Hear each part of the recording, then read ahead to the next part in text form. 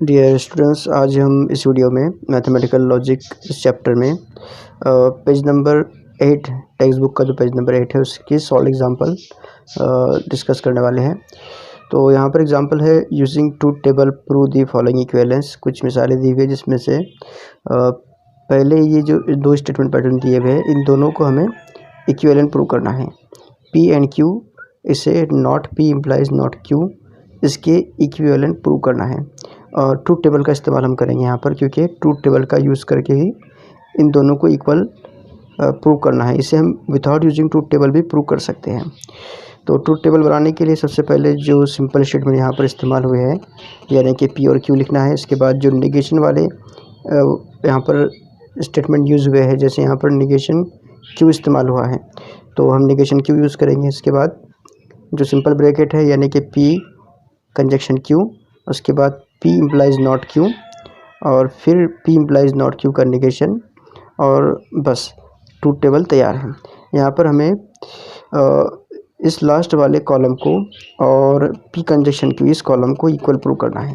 अगर ये दोनों कॉलम की एंट्रीज आइडेंटिकल मिलती है, सेम मिलती है, इसका मतलब है कि ये दोनों भी स्टेटमेंट पैटर्न इक्विवेलेंट होंगे। तो देखिए यहाँ पर P कॉलम के अंदर TTFF लिखेंगे हम, जैसा कि हम ट्रूथ टेबल में लिखते हैं हमेशा। क्यू कॉलम के अंदर लिखेंगे TF। उसके बाद निगेशन ऑफ क्यू जो होगा वो क्यू का निगेशन होगा। टी का निगेशन F होता है, F का निगेशन T होता है, ये आप सब जानते हैं। तो T का निगेशन F होगा, F का निगेशन T, T का F का T। ये कॉलम भी तैयार हो गया। इसके बाद P कंजक्शन Q, यानी पहले और दूसरे कॉलम को यूज़ करना है, इन दोनों का कंजक्शन लिखना है। कंजक्शन के अंदर अगर एक भी F है दोनों में से तो हम F लिखते हैं। तो देखिए इन दोनों कॉलम को यूज़ करेंगे। पहले रो के अंदर दोनों में से कोई भी F नहीं है, इसलिए यहाँ पर F लिखना है, T लिखना है। उसके बाद में इन दोनों में से दूसरा F है तो यहाँ पर F आएगा। इसमें पहला F है इसलिए यहाँ पर F आएगा। इसमें दोनों भी F है तो यहाँ पर F आएगा। ये कॉलम भी सॉल्व हो गया। इसके बाद हम देखेंगे P implies not Q. P implies not Q में पहला और तीसरा कॉलम यूज़ करेंगे, और कंडीशनल जो होता है, इम्प्लीकेशन वाली या कंडीशनल वाला जो लॉ होता है, उसमें T इम्प्लाइज F की वैल्यू F होती है, ये याद रखना है। जहाँ पर भी T इम्प्लाइज F मिला उसमें F लिखना है, बाकी हर जगह पे हमको T लिखना है। तो देखिए शुरुआत के अंदर ही T इम्प्लाइज F मिल गया। T इम्प्लाइज F यहाँ पर आएगा F। अगले रो के अंदर T इम्प्लाइज T, यहाँ पर हमको T मिलेगा। उसके बाद F इम्प्लाइज F, ये भी T मिलेगा। F इम्प्लाइज T, ये भी T मिलेगा। इसके बाद हमको इसका निगेशन लिखना है लास्ट के अंदर। P इम्प्लाइज नॉट क्यू का निगेशन मतलब इस सेकंड लास्ट कॉलम का निगेशन लिखना है। निगेशन में क्या होता है आपको पता है, F का निगेशन T होगा, T का निगेशन F होगा। तो पहले का निगेशन T मिल गया, इन तीनों का निगेशन T का निगेशन F, इस तरह से हमको मिलेगा। अब जिन दो कॉलम को हमें इक्वल प्रूव करना है, हम उनका कंपेरिजन करेंगे। कंपेरिजन करने से पहले हम इसे नंबरिंग कर लेते हैं। नंबरिंग करने में हमको जब हम कंक्लूजन लिखते हैं उस वक्त फ़ायदा होता है। तो देखिए हमें जिन दोनों को इक्वल प्रूव करना है, जैसे P कंजक्शन Q ये चौथे कॉलम में है, और negation of P implies not Q ये है छठे कॉलम के अंदर। इन दोनों की इंट्रीज को आप ऑब्जर्व कीजिए। तो यहाँ पर TF और छठे कॉलम में भी TF दोनों भी आइडेंटिकल हैं। तो by column 4 and 6 given statement pattern are equivalent. और यहाँ पर हमारा ये एग्जाम्पल कम्प्लीटली सॉल्व होता है। ये एग्ज़ाम में 3 मार्क्स के लिए पूछा जा सकता है। देखिए इसी की तरह एक अगला एग्जाम्पल भी देखिए, P बाय कंडीशनल Q, इसे इक्विवेलेंट प्रूव करना है P एंड Q और not P and not Q के। तो देखिए यहाँ पर हम दो सिंपल स्टेटमेंट दिए हुए हैं P एंड Q। सबसे पहले P एंड Q लिख लेते हैं। इसके बाद नॉट P और नॉट Q इन दोनों का भी इस्तेमाल है, तो नॉट P और नॉट Q लिख लेंगे। इसके बाद सिंपल ब्रैकेट में P बाय कंडीशनल Q, उसके बाद P कंजक्शन Q, उसके बाद not P and not Q, ठीक है। और फाइनली P कंजक्शन Q और not P conjunction not Q। ये पूरा के पूरा जो राइट साइड में दिया हुआ है स्टेटमेंट पैटर्न वो लिखेंगे और ट्रूथ टेबल तैयार करेंगे। P कॉलम के अंदर हमेशा की तरह TTFF होगा, Q कॉलम के अंदर TF, नॉट P के अंदर P का निगेशन लिखना है तो FFTT होगा, not P FFTT। Not Q इस कॉलम के अंदर इस Q कॉलम का निगेशन होगा, टी का निगेशन एफ, एफ का निगेशन टी, टी एफ का एफ टी हो जाएगा, एफ टी ये कॉलम भी तैयार हो गया। अब P bye conditional Q, bye conditional के अंदर हमको क्या करना है कि अगर दोनों भी इंट्री या दोनों भी ट्रूथ वैल्यू सेम है तो टी लिखना है, अगर सेम नहीं है तो एफ लिखना है। ठीक है, तो अब देखो यहाँ पर पहला दूसरा एक जैसा है तो टी लिखना है, अगर एक जैसा नहीं है तो एफ लिखना है। तो जाहिर है यहाँ पर दोनों भी टी है, इसका हमको टी मिलेगा। ये दोनों डिफरेंट है, एक टी है एक एफ है, तो यहाँ पर एफ मिलेगा। डिफरेंट है, एफ मिलेगा। दोनों एक जैसे हैं तो यहाँ पर मिलेगा टी। तो ये कॉलम कंप्लीट हो गया। अब बात करते हैं पी कंजक्शन क्यू की। कंजक्शन में क्या होता है कि अगर एक भी एफ है तो हमको एफ लिख देना है। इसमें दोनों में एफ कोई भी नहीं है, पहले में पी में और क्यू में, तो यहाँ पर एफ नहीं आएगा, मतलब टी आएगा। इसमें दूसरा एफ है तो यहाँ पर एफ आएगा, इसमें पहला एफ है ये एफ मिल जाएगा, दोनों भी एफ है तो एफ हो गया। ये कंजक्शन का कॉलम कंप्लीट हो गया। इसके बाद आएगा not P not Q. Not P conjunction not Q use करना है। कंजक्शन का रोल फिर से एक बार रिपीट करते हैं कि अगर दोनों में से एक भी एफ है तो हमको एफ लिखना है। अब यहाँ तो दोनों भी एफ है, एफ आ गया, पहला एफ है इसमें एफ आएगा, दूसरा एफ है इसमें एफ आएगा, और इसमें कोई भी एफ नहीं है इसलिए टी आएगा। इन दोनों कॉलम को हमने ऑब्जर्व किया, यहाँ पर एफ था, इसमें भी एफ था, इसमें भी एफ था, इसलिए 3 एफ आ गए, और यहाँ पर कोई भी एफ नहीं है सिर्फ टी है, तो यहाँ पर हमने टी लिख लिया। अब ये जो फाइनल वाला कॉलम है इसके अंदर हमको पी कंजक्शन क्यू और not P conjunction not Q, इन दो कॉलम को यूज़ करना है और दोनों का डिसजंक्शन यूज़ करना है। डिसजंक्शन का रोल क्या है कि अगर एक भी टी है दोनों में से तो हमको टी लिखना है। यहाँ पर पहला टी है तो आंसर टी आ गया। ठीक है, एक भी टी है तो आंसर टी लिखना है। अगर दोनों एफ है तो ही एफ लिखना है, तो यहाँ पर पहला टी था इसलिए हमने टी लिख लिए। इसमें दोनों एफ है, एफ आ गया, दोनों भी एफ है तो ये भी एफ आ गया। इसमें पहला एफ और दूसरा टी है इसलिए यहाँ पर टी आएगा। अब जिन दो कॉलम को हमें ऑब्जर्व करना है, पी बाय कंडीशनल क्यू और इस पी एंड क्यू और not P and not Q, इन दोनों को ऑब्जर्व करना है। तो देखते हैं कौन कौन से कॉलम के अंदर है। तो हम नंबरिंग कर लेते हैं पहले। नंबरिंग करने में यहाँ पर देखिए पूरे 8 कॉलम हैं और हमें ऑब्जर्व करना है 5वें कॉलम को और 8वें कॉलम को। 5वें में पी बाय कंडीशनल क्यू और 8वें में जो राइट साइड में दिया हुआ है पी एंड क्यू और not P and not Q. तो अगर आप इन दोनों की ट्रूथ वैल्यू को ऑब्जर्व करेंगे तो टी एफ एफ टी यानी दोनों सेम है, तो all truth values in column 5 and 6 are identical, या फिर therefore by column 5 and column 8 given statement pattern are equivalent. तो ये एग्जांपल भी यहाँ पर कंप्लीट होती है। इसके बाद अगली एग्जांपल देखिए। अगली एग्जांपल है P conjunction Q implies R equivalent to P implies Q implies R. इन दोनों को इक्विवेलेंट प्रूव करना है। अब यहाँ पर 3 सिंपल स्टेटमेंट है पी क्यू आर, तो पी क्यू आर लिख लेंगे। तीनों में से किसी का भी निगेशन नहीं है, तो हमें किसी का निगेशन लिखने की ज़रूरत नहीं है। तो हम सबसे पहले पी कंजक्शन क्यू लिख लेंगे, इसके बाद क्यू इम्प्लाइज आर।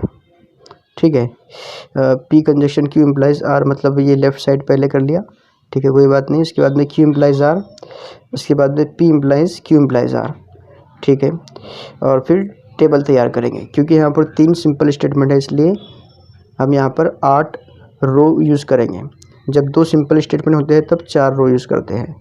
ठीक है, आपको याद रखना है कि जितने सिंपल स्टेटमेंट पैटर्न में यूज़ हुए हैं उतने ही नंबर को 2 की पावर में लिखिए। जैसे यहाँ पर 3 इस्तेमाल हुए स्टेटमेंट पैटर्न, तो 2 की पावर 3, 2 पावर में अगर 3 है 2 की तो हमको 8 मिलता है, इसलिए यहाँ पर हम 8 रो लिखेंगे। अगर सिर्फ 2 सिंपल स्टेटमेंट है तो 2 की पावर में 2 लिखिए, तो 2 की पावर में 2 यानी 4 मिलेगा। तो 2 सिंपल स्टेटमेंट में हम यहाँ पर 4 रो इस्तेमाल करते हैं। तो खैर यहाँ पर हम 3 स्टेटमेंट है इसलिए 2 क्यूब 8 रो हमने यहाँ पर इस्तेमाल कर लिए। इसके बाद में जो पी कॉलम है, पी कॉलम के अंदर हम यहाँ पर 4 टाइम टी और 4 टाइम एफ लिखेंगे। अगर 3 सिंपल स्टेटमेंट है तो पी का जो कॉलम है वो चेंज हो जाएगा, इसमें 4 टाइम टी होगा फिर 4 टाइम एफ होगा। क्यू कॉलम के अंदर डबल टी डबल एफ इस तरह से डबल टी डबल एफ। और आर कॉलम में टी एफ टी एफ, इस तरह से चलेगा। पी कंजक्शन क्यू में पहला दूसरा कॉलम यूज़ करना है। कंजक्शन का रोल पता है आपको, अगर एक भी एफ है तो आंसर एफ आएगा। तो पहले में तो कोई भी एफ नहीं है, टी आ गया। इन दोनों में कोई भी एफ नहीं है, ये भी टी आएगा। तीसरे के अंदर दूसरा एफ है तो ये एफ आ गया। यहाँ पे दूसरा एफ है, इसका आंसर भी हमने एफ लिखा। अब ये चारों की चारों जो है, इसमें तो एफ प्रेजेंट है ही, कहीं कोई भी ऐसा नहीं है जिसमें एफ नहीं है। पहले इसमें भी एफ है, इसमें भी एफ है, इसमें भी, इसमें भी, तो ये चारों के चारों हमको एफ मिलेंगे, है ना। तो ये कॉलम यहाँ पर कंप्लीट सॉल्व हो गया। इसके बाद नंबर आएगा P conjunction Q implies R. P and Q को इम्प्लाइज करना है आर से, मतलब ये जो कॉलम है पी एंड क्यू का, इसको इम्प्लाइज करना है आर को। P and Q implies R. अब यहाँ कंडीशनल का जो रोल है वो याद रखिए कि अगर टी इम्प्लाइज एफ है तो ही एफ लिखना है। टी इम्प्लाइज एफ को सिर्फ एफ लिखना है, बाकी कोई भी दूसरी कंडीशन अगर मिलती है तो वहाँ पर टी इस्तेमाल करेंगे। तो यहाँ पे टी इम्प्लाइज टी, टी आएगा। इसमें टी इम्प्लाइज एफ, ये हमको एफ मिलेगा। उसके बाद में एफ इम्प्लाइज टी, ये टी मिलेगा। उसके बाद में एफ इम्प्लाइज एफ, ये भी टी होगा। एफ इम्प्लाइज टी, ये टी होगा। एफ इम्प्लाइज एफ, ये भी टी होगा। उसके बाद एफ इम्प्लाइज टी, ये टी होगा। और यहाँ पर एफ इम्प्लाइज एफ, ये भी टी होगा। तो ये कॉलम हमारा कंप्लीट सॉल्व हो गया। इसके बाद में देखेंगे Q implies R. Q implies R में भी वही रोल यूज़ करना है। टी इम्प्लाइज एफ अगर है तो एफ लिखना है, वरना टी लिखना है। तो पहले रो में टी इम्प्लाइज टी, यहाँ पर हमको लिखना पड़ेगा टी।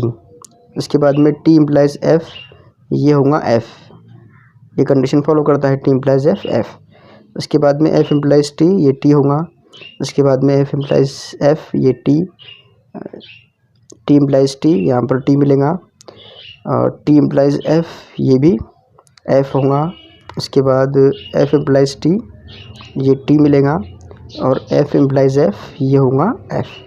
अब बचता है फाइनल कॉलम। फाइनल कॉलम में हमको यूज़ करना है पी और क्यू इम्प्लाइज आर, यानी इसका और इसका यूज़ करना है। तो इन दो कॉलम को यूज़ करना है और फिर से कंडीशनल वाला लॉ यूज़ करना है। कंडीशनल वाला law T implies F equal to F, बाकी सब टी। तो पहले हमको मिलेगा टी इम्प्लाइज टी, ये होगा टी। फिर टी इम्प्लाइज एफ, ये एफ मिलेगा। टी इम्प्लाइज टी, ये टी मिलेगा। उसके बाद है टी इम्प्लाइज टी, ये भी टी आ गया। एफ इम्प्लाइज टी, ये भी टी। एफ इम्प्लाइज एफ, ये टी होगा। एफ इम्प्लाइज टी, ये भी टी होगा।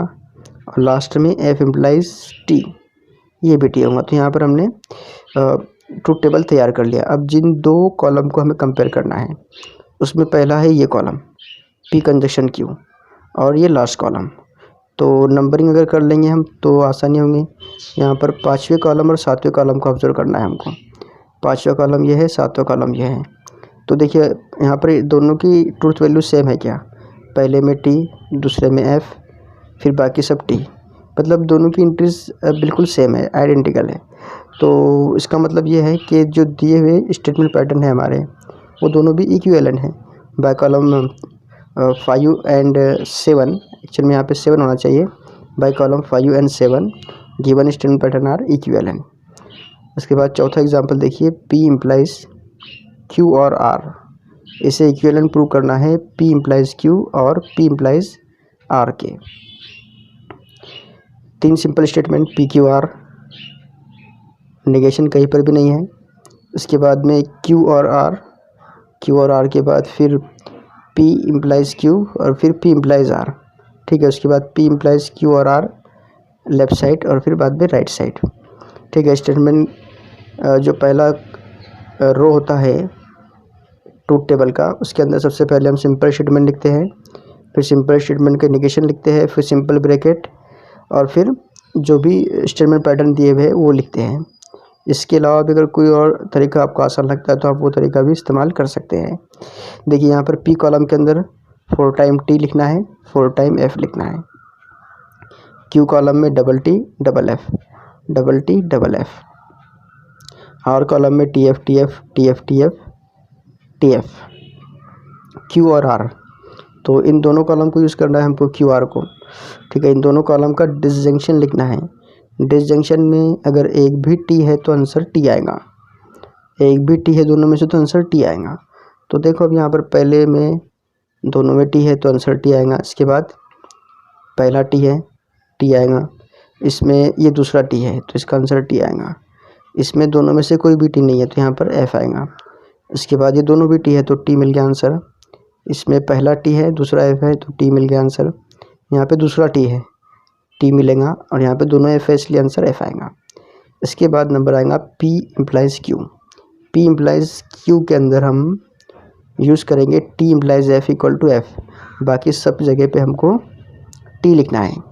तो देखो यहाँ पर टी इम्प्लाइज टी आएगा टी, इसके बाद ये जो टी इम्प्लाइज टी है ये भी टी होगा, उसके बाद टी इम्प्लाइज एफ का जो है वो एफ मिलेगा, ये भी टी इम्प्लाइज एफ है तो ये भी एफ होगा, फिर ये एफ इम्प्लाइज टी ये टी होगा, फिर इसके अंदर क्या होगा एफ इम्प्लाइज टी ये भी टी मिलेगा, एफ इम्प्लाइज एफ ये भी टी होगा और लास्ट में जो एफ इम्प्लाइज एफ है ये भी टी मिलेगा।